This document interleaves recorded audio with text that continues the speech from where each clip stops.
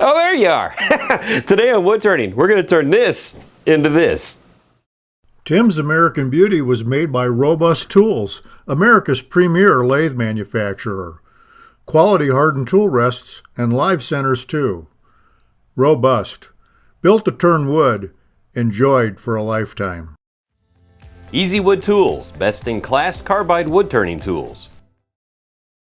Hey, thanks for joining us today. I want to thank our sponsors, Robust Lathes and Easy Wood Tools. Without them, we wouldn't be able to do these videos. They're great companies to deal with, and I really do like their products. And by the way, I do like their products so much that I am an authorized Robust dealer. So if you're ever looking for a lathe, give me a call. The project we're doing today, it was one of our most popular PBS shows that we did, and since you can't really see those anymore, they're not being distributed, we thought we'd bring it to you again. A little late notice for Christmas, but think of it this way, you're getting a big head start on next year with your ornaments.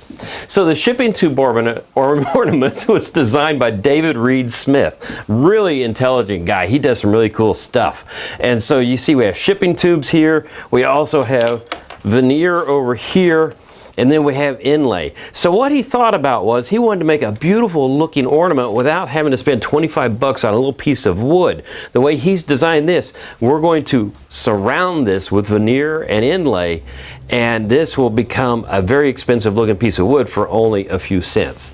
So let's get started on how we're going to draw this thing out. Now this is a shipping tube finished, which is really, really cool. By the way, this is a 2-inch wide piece of shipping tube, and it's cut to 1 3/4 inches in height. That's kind of important because it gives you the right aesthetics that you want. Well, what it consists of is inlay, which you can buy, you know, at Woodcraft and places like that, which is really cool patterns, and just pick one out that you like, and then you're also going to need some veneer. And you can buy veneer at places like that too. I have a buddy, Dr. Eddie Abbott, really nice guy, who gave me a ton of this stuff once he shut down his wood shop. Thank you, Eddie. But the thing is to construct this thing, you need to make 6 pieces of this 1 3/4 inches long, and then you may need to make 6 pieces this 1 3/4 inches long. Well, how do you know how wide to make it? That's where you come into with this little mess down here, right here. My tube, if you roll it out, is 6 3/4 inches long. Yours might be different, but you mark this out like so. Then you mark this out 1 3/4 inch high. So I'm going to take my scissors, and the way this worked out for me is I'm just going to make this close to 1 3/4 inches. Boom, boom. Okay. Now you take these 6 pieces, and I'm trying to do this with my hands. So we take these, and you line them up on the edge like so. So now we have roughly, what they're doing is this is how much width they're going to take up on the tube, in other words. So now I know from right here to here is how much veneer I need. Well, if you take yourself a ruler, and how do you get 6 perfect sections? Take yourself a ruler here, take a line up here from that, go to here, take it to 6, and then every inch make a mark, and then draw that line down, and what you find out is you need a 7/8 of an inch wide piece of veneer to make up the rest of this. Okay, now to put this together, we have perfectly straight lines with the inlay, but with the inlay with the veneer, if you cut it with a scissor, there's a chance you're going to go crooked, especially if I'm doing it.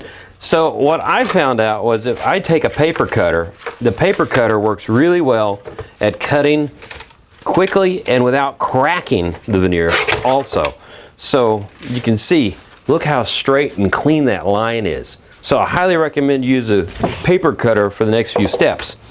So once you've cut a piece that is 1 3/4 inches tall, you want to start sectioning this out at 7/8 of an inch. Now keep in mind the grain varies. This is beautiful bird's eye right here. So you can choose and pick the pieces you want to use. You can throw out the pieces that don't have anything in it. So keep that in mind where you're going. But you can see down here I taped a little piece of veneer in here so I can stick this in like so. And then when I push down on here like that, I can make my cut. I have my perfect little 7/8 of an inch wide piece. And that is really important that you measure this very, very accurately, because on the sample piece I have here, you can see the nice sectioning between everything's symmetrical, right? Till you get to this fat piece. I was off a 1/16 of an inch when I was doing my measurements. So this is going to go to the back side of the tree. But anyway, once you get all these together, then we get to start trying to put them all together. Now, the last cut you make, make sure that you leave it a little bit extra long, and I'll explain that in just a second. So down here to our assembly line, this is going to be the fun part. So I'm going to use this drawing as an aid to keep myself straight, because if you get crooked, these things will all be aiming to the side, and that's not a good thing. And the way you do that is you take some electrical tape. Electrical tape is very flexible, right? So it'll bend and stretch, and that's what we need, because this is how we're going to wrap this around the tube. So I'm going to attach my electrical tape to my first piece of inlay, then tuck in my next piece of veneer, and then I can overlap this one into the inlay, and I'm just going to keep doing this till I get these all together. If your inlay is a little bit longer or your veneer is a little bit longer, just shift them up and down to where they all match right. So 5 more to go.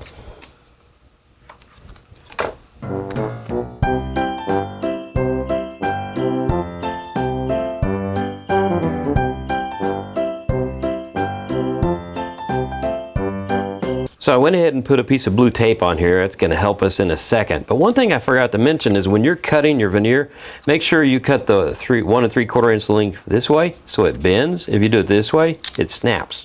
So just make sure you're using the grain to your advantage to go around something. So anyway, what we're going to do is I'm going to take this right now, and I'm going to wrap this around here as tightly as possible by hand. And I want to get it as good as possible, so I can put this up on here like so. And you can see my stuff is not perfect, and that's okay. It all kind of comes out in the wash. But you want to be as close as possible so you don't waste anything. So now you can see right here I'm pretty tight, right? Once you get that tight like that, I'm just going to come up here, and I'm going to just take a little bit more tight. There we go. I'm going to take an awl and just mark this right here. And this is where I will go back to scissors. And what I'm going to do is cut that there, and now we're going to mate up perfectly. So now we're going to use a little bit of glue to put this together, and we're going to use Type Bond 3 because we're working with cardboard and wood, so we need a filling glue, not a super cyanide glue. Anyway, so this is what's going to be fun. It's like a craft project at this point. So if you have any kids, grandkids, children, you want your wife to be helping you out, your husband be helping you out, this is the fun part. So I just want to get a nice even layer of glue all the way across this, and then once I do that, I'm going to start wrapping the veneer around it, and I'm going to use these rubber bands to tighten everything down. So it just takes a little bit of time and a little bit of glue and a little bit of fun, a little bit of me and you, and da-da. I'll shut up now and not sing again and put you through that ever again. I promise. That's my New Year's resolution.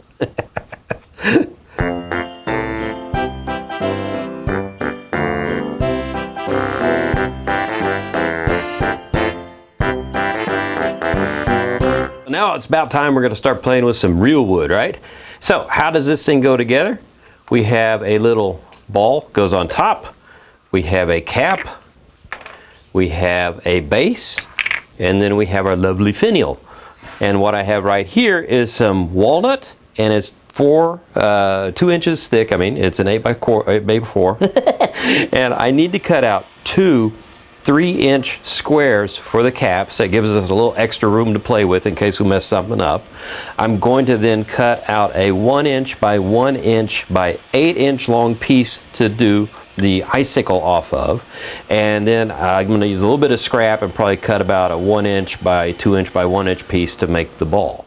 Okay, so we're unveiling one that I did last night, and I'm just gently peeling off the remainder of the electrical tape, and you see it's really nice. It doesn't stick to the wood. You do want to take your time, or you can pull out some of the little features in there. But now we have this, but you can see it kind of looks like a castle. It's got a little ups and downs to it. All I want to do is take it to a sanding disc and just level it out. You really don't have to do this, but if you don't, you have to make your caps a little bit deeper. And this way I can minimize how deep I have to go into the cap. And just kind of make sure you're in there nice and straight. There's not a lot of sawdust on this, so I really don't think you need to worry about breathing protection at this point. So there we go. It's nice and level. Now you're going to need to make a little bit of a jig here to sand the sides of the ornament. So what I've done here is I took a piece of wood just like this and I parted it down to where it's a little bit less than the width of the shipping tube, and then I went down a little further so the shipping tube fits right on it, just like that. So now this comes on here. It's almost like a pin mandrel blank for when you're sanding your pin mandrels. So when this is on here, this is higher than this. So when I sand this, I'm not sanding this, I'm sanding this. So you want to go up to about 240 grit. Just be careful you don't go through the veneer. It's the thinnest. The inlay is thicker, so you have a little bit more forgiveness with that.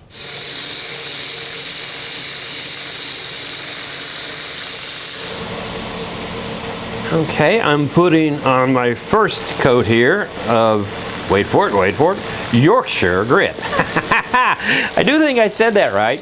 Maybe I didn't. But I'm using the abrasive paste, which is the brown, and so that takes care of any scratches that are in there. And now I'm going to go to the fine paste, which is white, and it is going to give us a beautiful luster and maybe even a little bit of a gloss. I always use too much of this so I get splattered. So that means Brian will get splattered. So just touch it here lightly. Okay, and just going to use some pressure here and a little bit of heat to build it up. Now I used polyurethane before on these, and those are great, but you have to buff them to get the shine. So I thought I'd give this a try, and it really worked out well. I was really happy with the results. So the cool thing is now that we've done this, we've got the shipping tube part of the ornament done. It's finished, it's completely done. All we have to do is install it on the wood that we're going to be turning. Okay, I've been playing with this a little while. What I'm trying to do is make a recess in here that the tube fits into. And see how we're doing. Oh, look at that. It's like I knew what I was doing. By the way, the other recess I did right here is going to accept my little jaws that expand out into that, because we're going to turn this around to hold it in a minute. I also took out a little bit of the wood. I've been using, I really like this Easy Wood cutter. It has a rounded edge on it. It really does good for working in like that. And so far, all this has been Easy Wood tools. You can see I'm holding the 3-inch blank in my Easy Wood chuck, as a matter of fact. And so I've just been roughing and shaping this out. So the next step now is I'm going to start making this shape on there. And so it'll be laying in there just like that. So we'll start making a bead, and then we'll go into here like so. And the last step we're going to take is then drill a hole through all the way.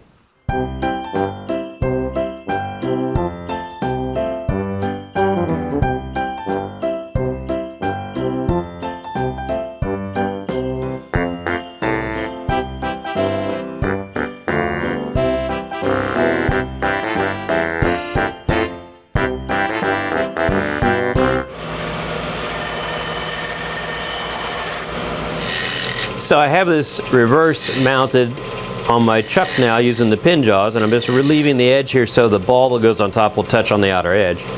And I was thinking back, Brian and I were talking about when we started. We just put our original pilot on air and on YouTube, and we were using a Jet Mini lathe, and now we're all the way up to an amazing, robust American Beauty lathe. It's kind of like going from a Yugo to a Cadillac. It's kind of more like a Porsche, this thing can haul. But we have come a long ways, but I will tell you that I'm not trying to sell you one, but a bigger lathe will make you feel like a better turner because it's more stable, it doesn't move, it doesn't have any vibration. And so if you do decide to give yourself a late Christmas present, give me a call. Well, one thing on this lid, when you cut the base off, save that. That will make an amazing top blank later down the line. Now it's spindle time, or finial time, or icicle time, whatever you want to call it.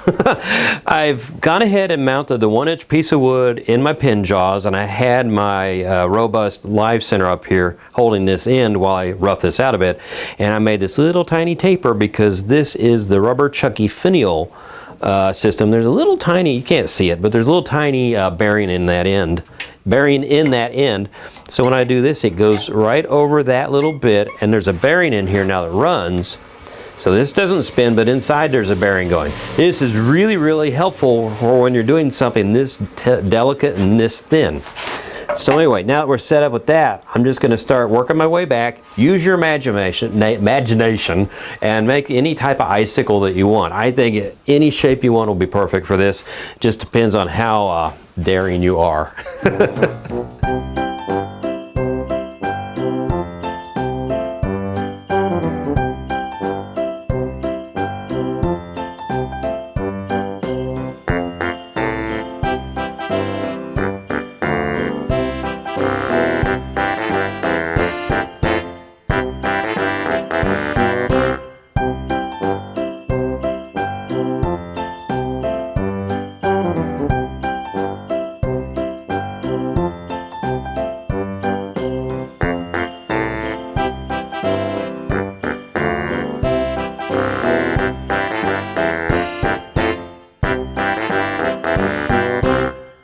So now we have all our parts and it's time for assembly, and the first thing I'm going to start with is the little bead that I turned off camera, because if you've been watching me all this time and you do not know how to turn a bead, come on, get with it.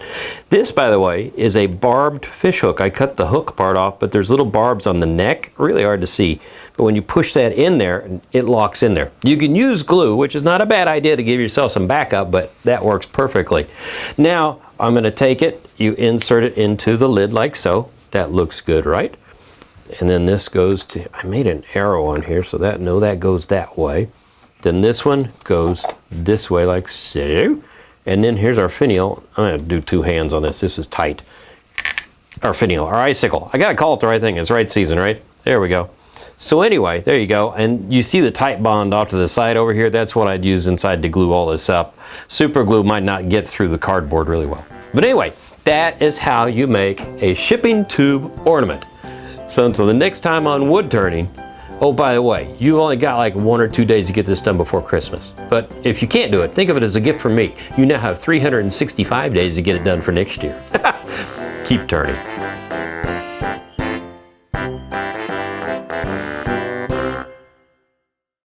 Tim's American Beauty was made by Robust Tools, America's premier lathe manufacturer. Quality hardened tool rests and live centers too. Robust. Built to turn wood. Enjoyed for a lifetime. Easy Wood Tools, best in class carbide wood turning tools.